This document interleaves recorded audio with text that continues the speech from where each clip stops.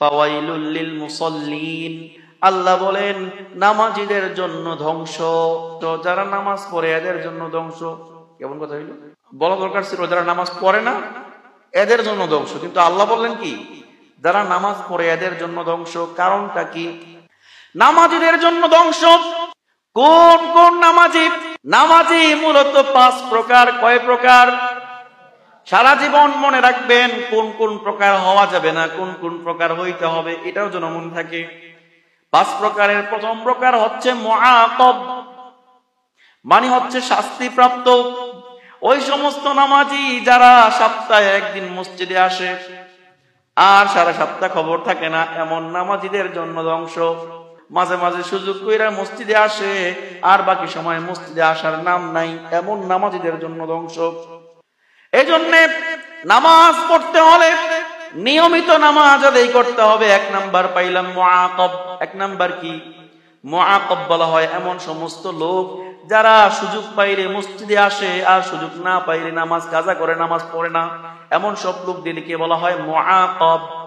এই সমস্ত লোকদের জন্য আল্লাহ তাআলা ধ্বংসের ঘোষণা করেছেন।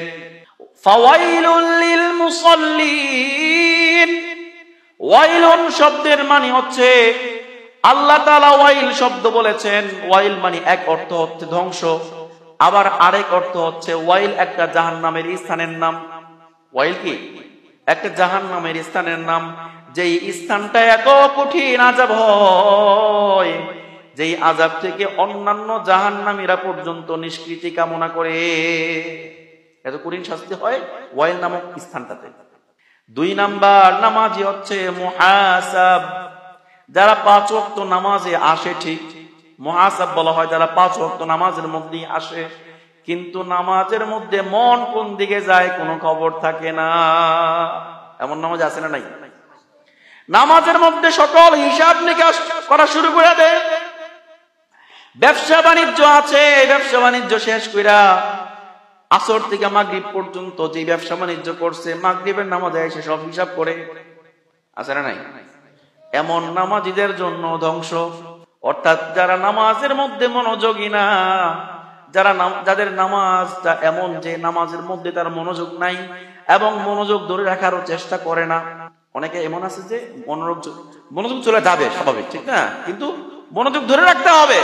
কিন্তু নামাজে মনোযোগ গেছে তো গেছেই, নামাজ শেষ, কোনো খবর নাই। এমন নামাজীদের জন্য ধ্বংস।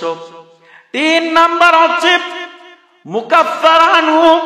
মুকাফফার আনহু মানে যে ব্যক্তি 5 ওয়াক্ত নামাজে আসে আবার নামাজের মধ্যে মন চলে যায়, কিন্তু গেলে কি আবার নিজেকে ধরে রাখার চেষ্টা করে, একে বলা হয় মুকাফফার আনহু। আল্লাহ তাআলা এদের ব্যাপারে বলছেন যে এরা ক্ষতিগ্রস্ত না, তবে এদের এই নামাজের কারণে অন্যান্য গুনাহগুলো মাফ হয়ে যায়।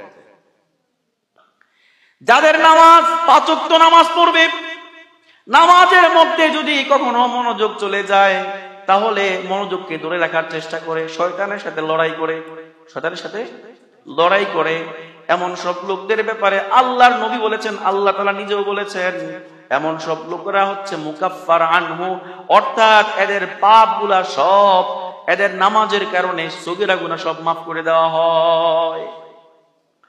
4 নাম্বার হচ্ছে মুসাব।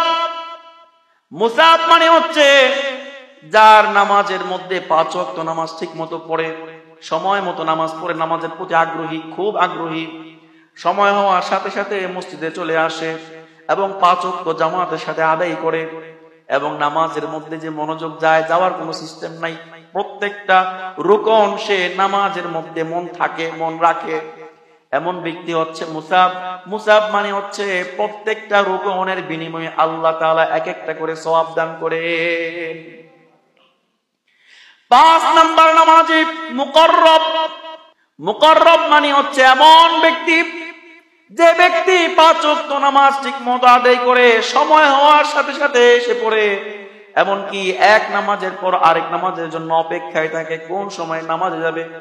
নামাজ ছাড়া ভাল লাগে না এবং নামাজের মধ্যে সে স্বাদ অনুভব করে। নামাজ পড়লে কি ভাল লাগে, নামাজের মধ্যে স্বাদ অনুভব করে, এমন সব লোকেরা হচ্ছে মুকাররব। মুকাররব মানে হচ্ছে আল্লাহ তাআলার নৈকট্য লাভ। যেই নামাজের মাধ্যমে আল্লাহ তাআলার নৈকট্য লাভ করা যায় সেই নামাজটা হচ্ছে এটা। অর্থাৎ 5 ওয়াক্ত নামাজ পড়বে, এক নামাজের পর আরেক নামাজের জন্য সব সময় অপেক্ষমান থাকে। এমন লোক আছে না যে কোন সময় আজানটা দেবে ক্যালেন্ডার লাগায় রাখে, রাত্রে ঠিক মতো ঘুমাইতে পারে না। কেন ঘুমাইতে পারে না? কারণ যদি ফজর নামাজ ছুটে যায়, এই টেনশনে রাত্রে ঘুমাইতে পারে না। নামাজের মধ্যে শান্তি অনুভব করে এবং সব প্রয়োজনগুলা নামাজের মাধ্যমে সারিয়ে নেয়। কারণ আল্লাহর নবী সাল্লাল্লাহু আলাইহি ওয়াসাল্লাম এমন ছিলেন যে নামাজের মাধ্যমে আল্লাহর নৈকট্য লাভ করা যায়, আল্লাহর নৈকট্য লাভ করা যায়।